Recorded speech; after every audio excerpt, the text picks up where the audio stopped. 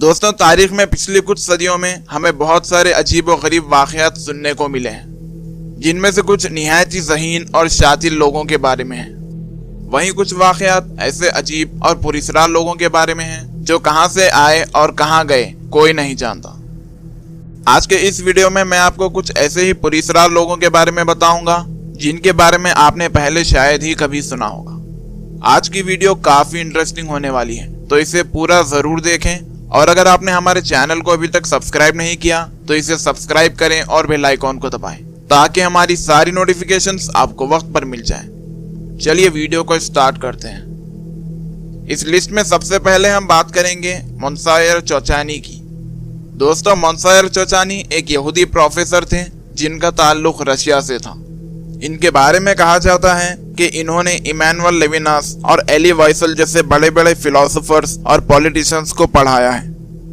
मोंसायर Chouchani human knowledge, science, mathematics, philosophy और भी दूसरे बहुत सारे सब्जेक्ट्स में मास्टर थे।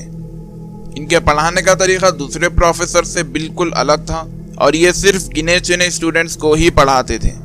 लेकिन मोंसायर चौचानी ने जिसको भी पढ़ाया वो अपनी जिंदगी में बहुत कामयाब हुआ और अपनी अलग पहचान बनाई। काफी मशहूर होने के बावजूद मोंसायर चौचानी अपनी पहचान को खुफिया रखते थे। यहाँ तक कि लोग ये भी नहीं जानते कि वो दिखने में कैसे हैं, क्योंकि उनकी कोई भी तस्वीर मौजूद नहीं है। और दुनिया को मोंसायर चौचानी के बारे में जो कुछ भी पता चला वो उनके स्टूडेंट्स के जरिए ही पता चल पाया है। एली वाइसल अपने एक इंटरव्यू में बताते हैं कि मोंसायर चौचानी एक सिंपल जिंदगी गुजारते थे, लेकिन इन्होंने अपनी नॉलेज और टीचिंग से ऐसी ऐसी शख्सियतों को बनाया है जिन्होंने आगे चलकर दुनिया को एक नया मोड़ दिया। मोंसायर चौचानी का इंतकाल सन 1968 में हुआ। इनकी फ्यूनरल पर सिर्फ गिने चुने लोग थे, जिनमें इनके करीबी स्टूडेंट्स और रिश्तेदार मौजूद थे। इस लिस्ट में दूसरे नंबर पर हम बात करेंगे फुल्कैनेली की। दोस्तों, फुल्कैनेली एक फ्रेंच केमिस्ट और ऑथर थे। इनका असली नाम क्या था कोई नहीं जानता। जर्मन इंटेलिजेंस सर्विस एबवर के बहुत सारे साइंटिस्ट इनके बारे में बताते हैं कि वर्ल्ड वॉर 2 के दौरान जब न्यूक्लियर वेपन्स की टेस्टिंग चल रही थी तब पहली बार इनकी मुलाकात फुल्कैनेली से हुई थी। साइंटिस्ट बताते हैं कि फुल्कैनेली एक जीनियस थे, क्योंकि न्यूक्लियर वेपन्स और इससे होने वाले केमिकल रिएक्शन का जो कैलकुलेशन फुल्कैनेली ने बताया वो इतने ज्यादा करेक्ट थे कि उस दौर में मौजूदा टेक्नोलॉजी और मैथमेटिकल फार्मूला से भी इन्हें कैलकुलेट कर पाना लगभग नामुमकिन था। मशहूर बुक राइटर यूजीन कैंसिलेट अपने एक इंटरव्यू में बताते हैं कि इनकी मुलाकात फुल्कैनेली से 2 बार हो चुकी है। फुल्कैनेली से यूजीन की पहली मुलाकात सन 1920 में हुई थी, जब वो एक यूनिवर्सिटी स्टूडेंट थे। उस दौर में यूजीन पढ़ाई कर रहे थे और अपने एक यूनिवर्सिटी प्रोजेक्ट के लिए वो फुल्कैनेली से मिले थे। उस वक्त फुल्कैनेली की उम्र 80 साल के आसपास होगी, ऐसा यूजीन का कहना है। यूजीन की फुल्कैनेली से दूसरी मुलाकात सन 1953 में स्पेन के एक किले में हुई। उस वक्त यूजीन स्पेन घूमने गए हुए थे और वहीं फुल्कैनेली किसी प्रोजेक्ट के काम के लिए वहां पहुंचे थे। वैसे तो एक इंसान वक्त के साथ बूढ़ा होता चला जाता है, लेकिन हैरानकुन तौर पर यूजीन बताते हैं कि अब फुल्कैनेली की उम्र 50 साल के आसपास लग रही थी, यानी कि उनकी उम्र घट चुकी थी। पहले तो यूजीन को लगा कि ये शायद उनका वहम है, लेकिन जब इन्होंने देखा कि उनके साथी उन्हें फुल्कैनेली के नाम से पुकार रहे हैं, तब इन्हें यकीन आया कि ये जरूर फुल्कैनेली ही हैं। और ये काफी हैरान भी थे, क्योंकि 30 साल पहले यूजीन जब पहली बार इनसे मिले थे तब वो 80 साल के थे और अब देखने पर वो 50 साल के लग रहे थे, यानी कि उनकी उम्र घट चुकी थी। फुल्कैनेली असल में कौन थे, उनका असली नाम क्या था और वो आज कहां पर हैं, इस बारे में कोई कुछ नहीं जानता। बहुत सारे लोगों का ये दावा है कि फुल्कैनेली आज भी जिंदा हैं और अपनी पहचान बदलकर किसी कंपनी में काम कर रहे हैं।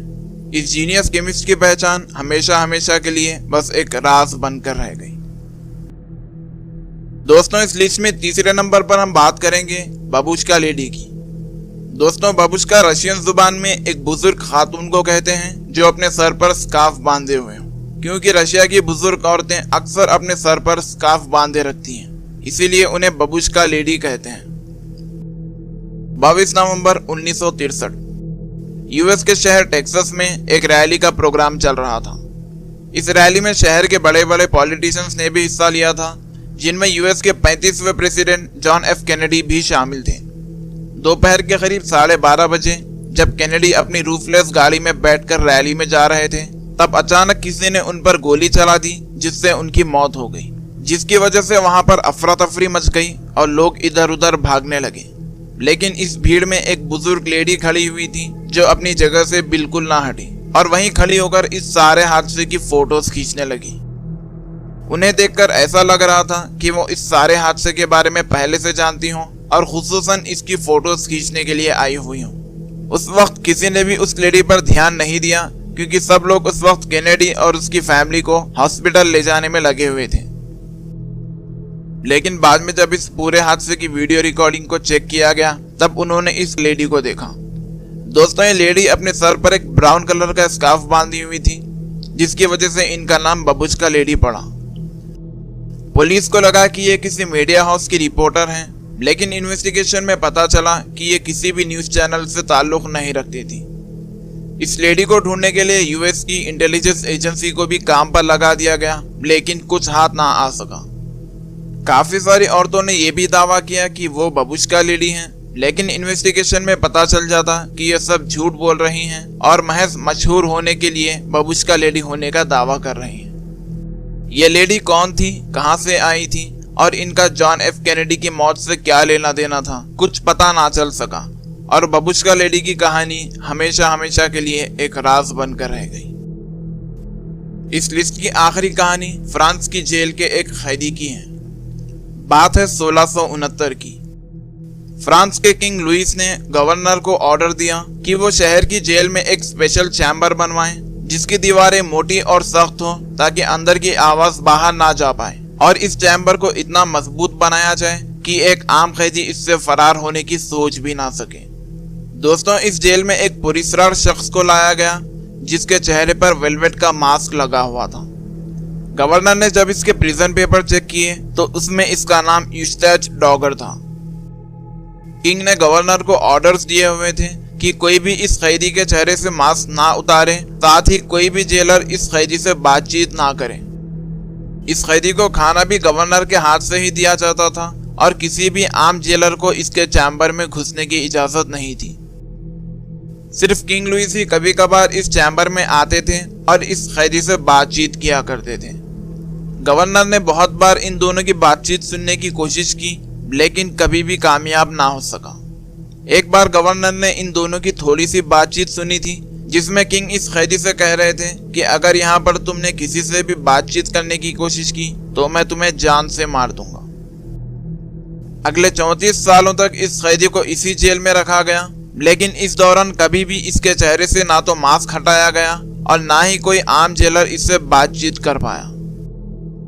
आखिरकार 1703 में इस कैदी की इसी चैम्बर में मौत हो गई। मौत के बाद भी इसके चेहरे पर मास्क लगा हुआ था। इसी मास्क के साथ इसे इस जेल से निकाला गया और किंग लुइस ने चुपचाप खुफिया तरीके से इसकी आखिरी रसूमात पूरी की। यह कैदी आखिर कौन था और इसे किस जुर्म में इस चैम्बर में रखा गया था, इस बारे में कोई कुछ नहीं जानता। इस शख्स की पहचान हमेशा हमेशा के लिए एक राज बनकर रह गई। इन चारों में से आपको किसकी कहानी सबसे अजीब लगी, मुझे नीचे कमेंट सेक्शन में जरूर बताएं। आज की वीडियो में बस इतना ही। दोस्तों, अगर आपको हमारा वीडियो अच्छा लगा तो इसको लाइक करें, अपने दोस्तों के साथ ज्यादा से ज्यादा शेयर करें और हमारे चैनल हॉनेस्ट ट्रूथ को जरूर सब्सक्राइब करें। मैं आपसे मिलूंगा अपनी अगली वीडियो में, तब तक के लिए अपना बहुत सा ख्याल रखें। अल्लाह हाफिज।